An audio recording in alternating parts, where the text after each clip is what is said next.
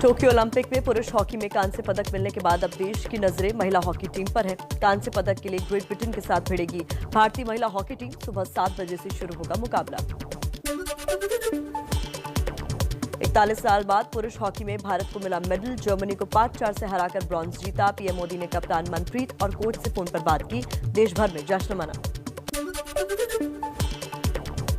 कुश्ती में रवि दहिया के रजत पदक जीतने के बाद पहलवान बजरंग पुनिया से भी बड़ी मेडल की उम्मीद। 65 किलो वर्ग में बजरंग पुनिया का सुबह 8:45 से किर्गिस्तान के अरनाजर से मुकाबला। 57 किलो वर्ग कुश्ती में रवि दहिया ने सिल्वर मेडल जीतकर बढ़ाया देश का मान। पीएम मोदी और राष्ट्रपति रामनाथ कोविंद ने बधाई दी। हरियाणा सरकार रवि दहिया को 4 करोड़ की इनामी राशि देगी। 86 किलो वर्ग फ्री स्टाइल कुश्ती में ब्रॉन्ज मेडल से चूक गए दीपक पुनिया। आखिरी 6 सेकंड में सैन मोरिनो के पहलवान माइल्स अमीन से मुकाबला हारे।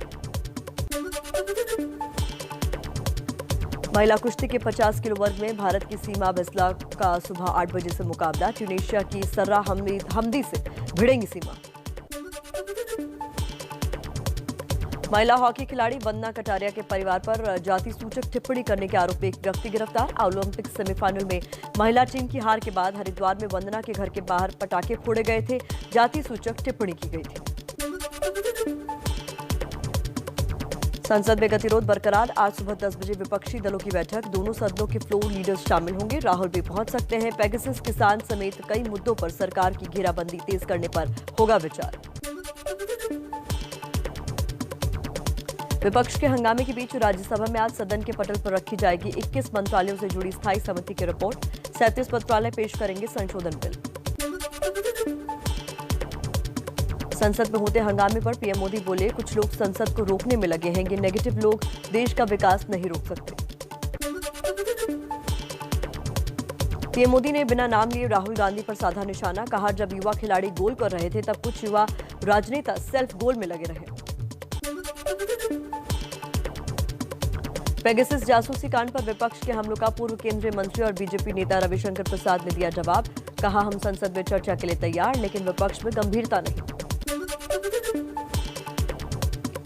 पेगासस मुद्दे पर सुप्रीम कोर्ट में सुनवाई 10 अगस्त तक चली। सुप्रीम कोर्ट ने कहा, जासूसी हुई तो एफआईआर क्यों दर्ज नहीं कराई।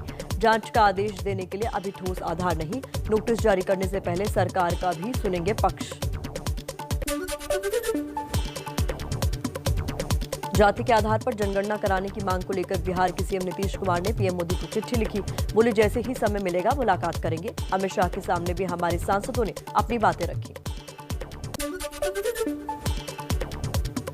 दिल्ली कैंट में 9 साल की बच्ची से कथित रेप और हत्या को लेकर कांग्रेस नेता मल्लिकार्जुन खड़गे ने पूछा सवाल। हर चीज का श्रेय लेने वाले पीएम मोदी ने अब तक खेद क्यों नहीं जताया।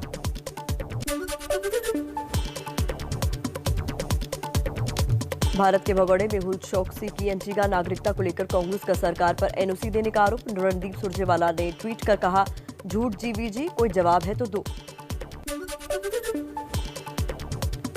कृषि कानूनों के विरोध में प्रदर्शन कर रहे किसान नेता राकेश टिकैत ने एमएसपी पर फसल खरीद में लगाया भ्रष्टाचार का बड़ा आरोप। कहा, देश में सिर्फ 3% किसानों को मिल रहा है फायदा। सीबीआई से जांच कराई जाए। चलिए कुछ और खबरें आप तक पहुंचाएं तेज रफ्तार में।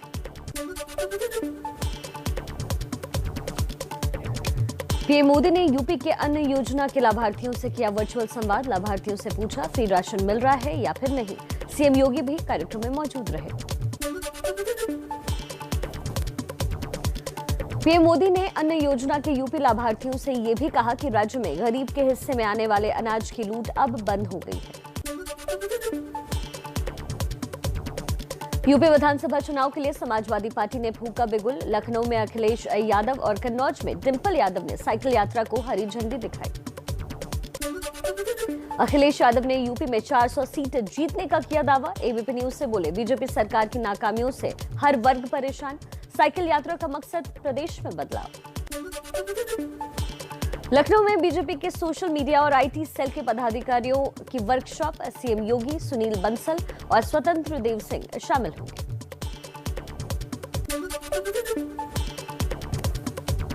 दिल्ली वासियों को आज मिलेगी बड़ी सौगात। दिल्ली मेट्रो की सबसे लंबी पिंक लाइन पर आज से दौड़ेगी मेट्रो।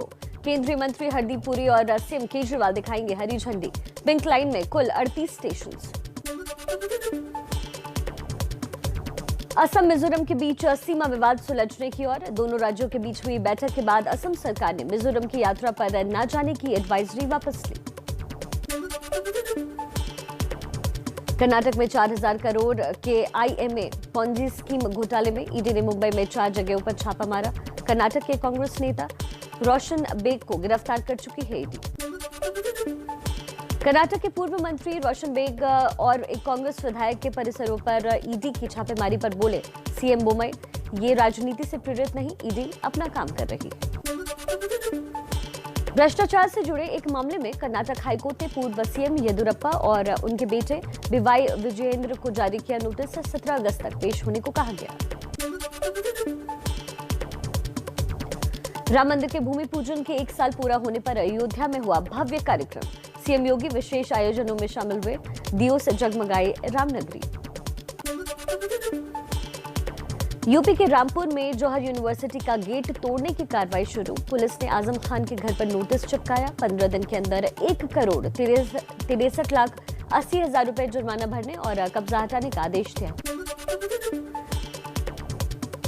एमपी के बाढ़ग्रस्त जिले शिवपुरी में एक घर की छत पर फंसे परिवार को आईटीबीपी जवानों ने हेलीकॉप्टर से रेस्क्यू किया। 4 दिन से भूखे प्यासे फंसे थे परिवार के 4 लोग।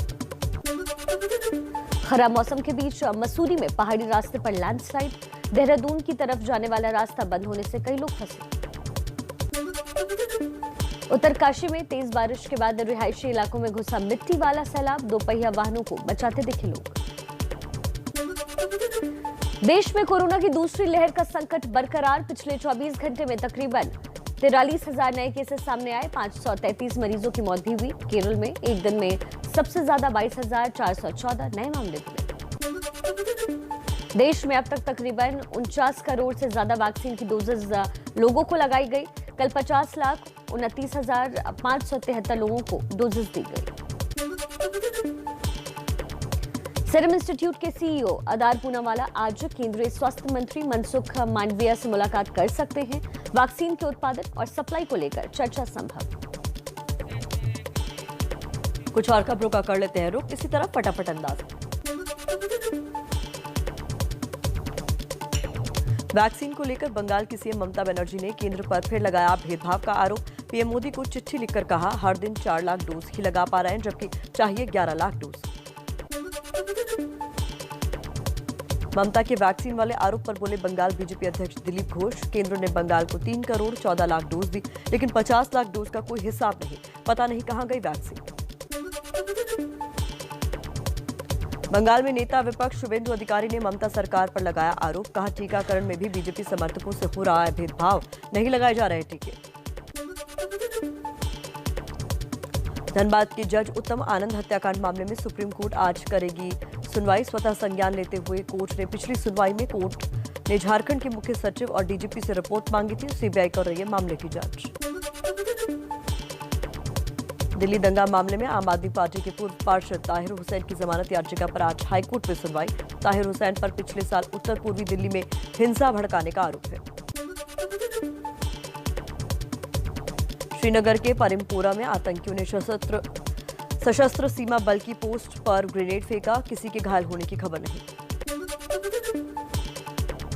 भारत का निर्यात 400 अरब डॉलर तक पहुंचाने के लिए पीएम मोदी की आज अहम टारगेट मीटिंग। पीयूष गोयल और एस जयशंकर के अलावा कई देशों में मौजूद भारतीय राजनयिक और वाणिज्य प्रतिनिधि शामिल होंगे। भारत की अगुवाई में आज संयुक्त राष्ट्र सुरक्षा परिषद की वर्चुअल बैठक। अफगानिस्तान के मुद्दे पर होगी बातचीत। अफगानी विदेश मंत्री हनीफ आतमर ने एस जयशंकर से विशेष सत्र बुलाने का आग्रह किया था। पाकिस्तान के रहीम यार खान जिले में हिंदू मंदिर में तोड़फोड़ पर भारत का सख्त रुख। पाकिस्तानी उच्चायोग के प्रमुख को तलब कर जताया कड़ा एतराज। हिंदू मंदिर तोड़ने की घटना पर भारत के विरोध से घुटने पर आया पाकिस्तान। इमरान सरकार ने आरोपियों की जल्द गिरफ्तारी और जांच के आदेश दिए। पाकिस्तानी पीएम इमरान ने घटना की निंदा करते हुए टूटे हुए मंदिर को फिर से बनवाने की बात कही। पंजाब प्रांत के रहीम यार खान जिले में तोड़ा गया था प्राचीन विष्णु मंदिर।